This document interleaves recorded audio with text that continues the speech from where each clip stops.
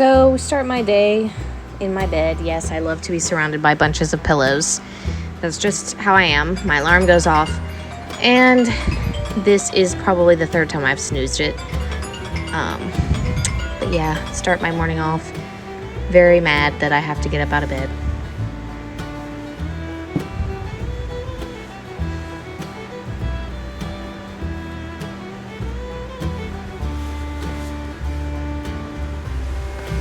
Next up, I do my Bible recap.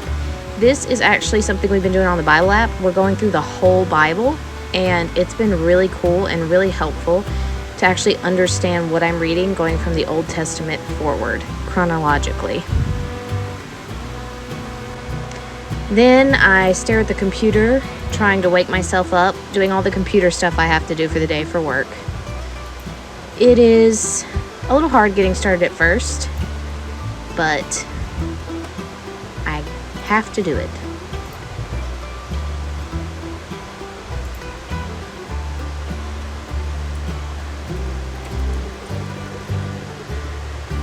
And it's Tuesday, so it's time for live. We started out with just Dad, and if you were here recently, you know that Robbie snuck in a little bit later. But this is my view of Tuesday lives. Now I am headed to the barn, had lunch with the grandparents, which is very typical for a Tuesday. After they get done with their grocery shopping, Mom meets us and we have lunch. And now I'm headed to the barn. I would normally work out before I go to the barn, but it was a nice sunny day and I opted to wait until I was done at the barn and come back and swim for my workout today.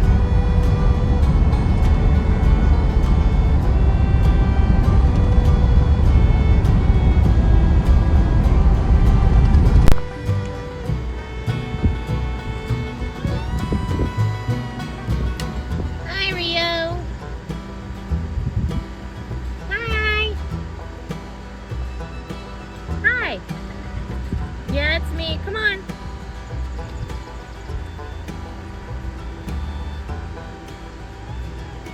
Once I have Rio secured, I walk him down to the barn via the truck. I'm walking very slowly. The rope is loose, so if something were to happen, he could easily get away. And he's a good boy, and we go super slow. Then we get to a certain part where I know he's not going to just take off into the owner's yard, so then I let him walk the rest of the way down. Sometimes he gets a little distracted.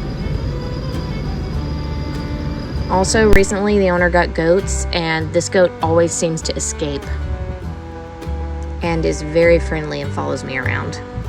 Come on. Come on.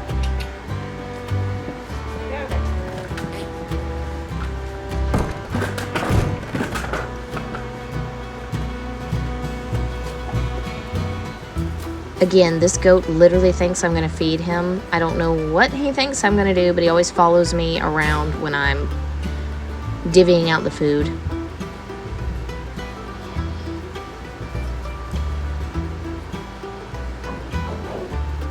Luckily, he can't reach it, so I don't have to worry about him eating the food intended for the other animals.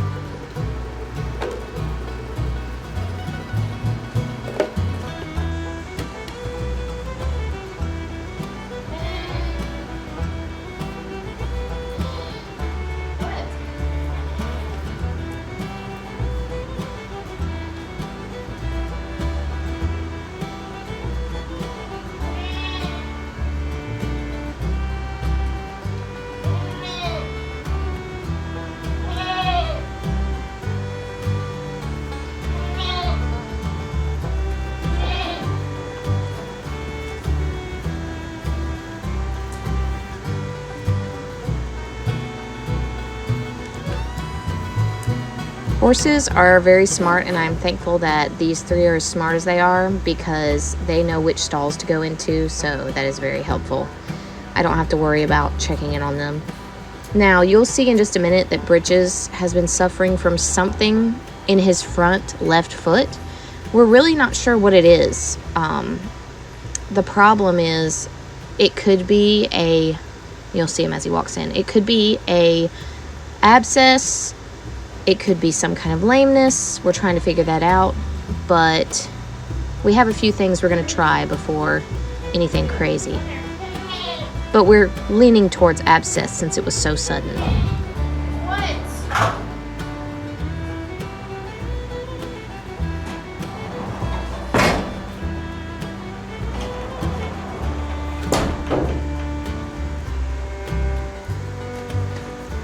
Once everybody's inside eating, I typically go out and make sure that the water's full. All the small animals, like the mini horses and the goats, can't reach it if it's below a certain level.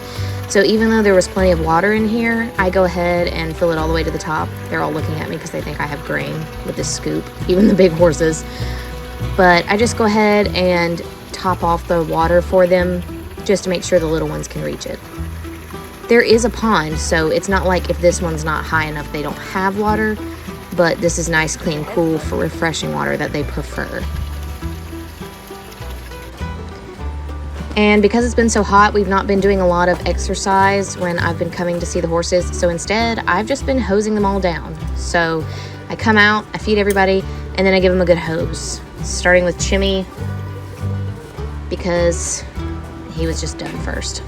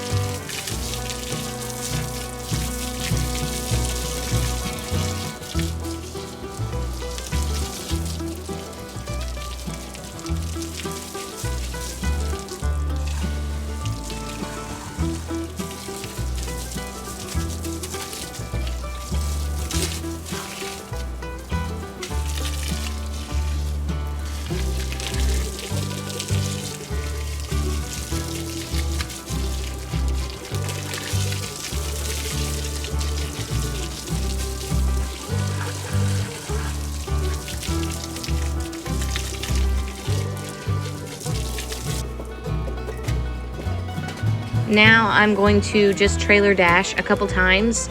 Not many times because we're not going to spend much time in the heat. First off, I'm just letting him get all the way on, turn around, and walk off as we have been doing. My biggest thing is just being like, okay, we're walking in, you know. I want him to be comfortable. A cool thing he's been doing lately is he's not just jumping off as soon as I turn around. He's been very chill, just hanging out in the trailer and then getting off. Sometimes I have to encourage him to get off. After we go in the first time and I'm like, okay, he's gotten in for that initial first time, we're gonna practice our going in part of the way and backing out. This is something that we've been working on a lot. The biggest thing you can see, even though it was fast, it's not nearly as panicked as it has been. He has been very panicked before backing out, and every time I work with him again with this, he's a little bit less panicky. Now, he still rushes out, but not nearly to the extent and freaking out the way that he was the first time we did this. The first time, it was like bumping into stuff, backing out, and all that. But we do it again, don't go all the way in. The biggest thing, you can see here, he did get a little bit more freaked, but not bad. The biggest thing that we're trying to do is I want to get him to a place where he'll just stand there for a second and not just immediately back up. But for now, I just want him to back up and not run out the back. So we've done 2 of the sessions backing out, so I'm going to leave it to going back in and coming back out, turning around, because I don't want him to have the last experience be something where he was panicking. I want him to have a good last experience. And so this last time, one thing that I've been very excited about is I just stand there and he just stands there and he's like, yeah, I'm not ready to come out yet, which is great because before it was like, okay, we've turned around, I'm ready to get out. I'm ready to just get out. Let me just get out. And so this has shown a lot of improvement as far as him being able to be like, okay, I'm chilling, it's fine. I don't have to run out. I'm comfortable enough to sit in here for a decent amount of time. And that's a big deal. That is a huge deal from where we were just recently. In fact, this last time, because this was the last time we were doing it, I just kind of let him and just waited to see if he would get off on his own. And eventually, I actually had to initiate, hey, come on, get off. Like, I actually had to ask him to get off, which was crazy. I did not think I would ever have to do that. And I just let him figure it out for himself. I don't try to rush him off. I just, like, all right, come on. And he just gently lets himself ride off. I think this has been really good for our connection, too. And then I just go ahead and get him hosed down because, well, you know, he's hot, too. And even though with all the windows open and the door open on that trailer, it's still not very cool.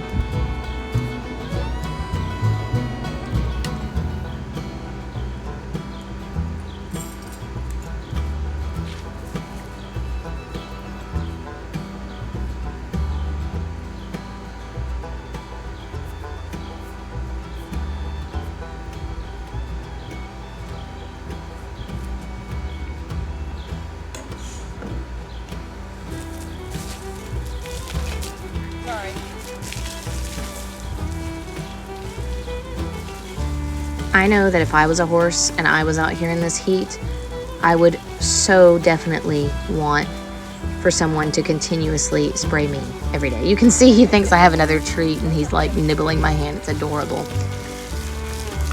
He is very much grown to be very brave and trusting of me, more so than when I first got him, obviously, but it's just funny. Moments like this especially have really just like shown me like the obvious changes, which have been awesome.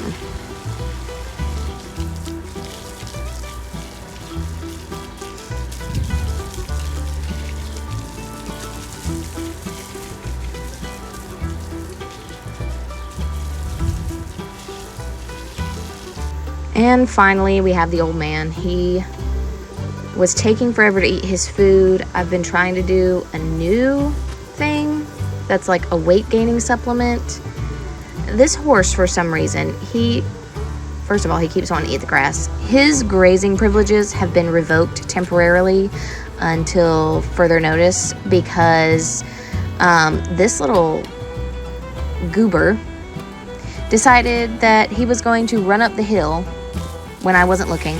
I was not happy. I literally was running up the hill at first, and then I got close to the top and started walking, but I was so exhausted walking up that hill. It is horrible, especially in the heat, especially after I'd already worked out that day.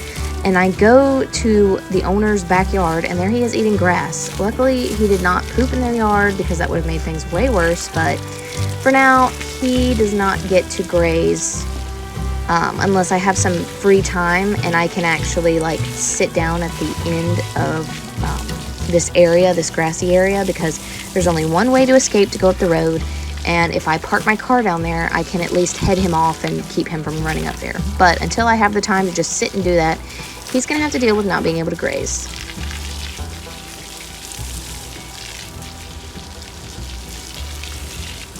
Also, he's decided that randomly he'll love a supplement and then he'll hate it and then he'll love it and hate it.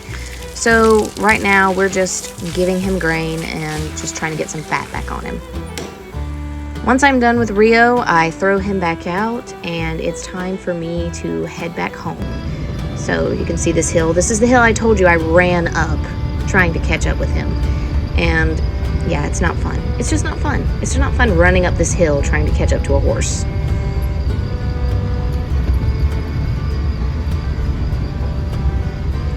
When I got back home, I threw on a bathing suit and got ready to jump in this pool. After such a hot day and being outside, I was like, this is the perfect place to get some laps in, do some exercise in the pool. Better on the joints too. And when I say it felt amazing, oh my goodness, it felt amazing. And I'll tell you what, you can get a serious workout when you are swimming in a pool. No joke.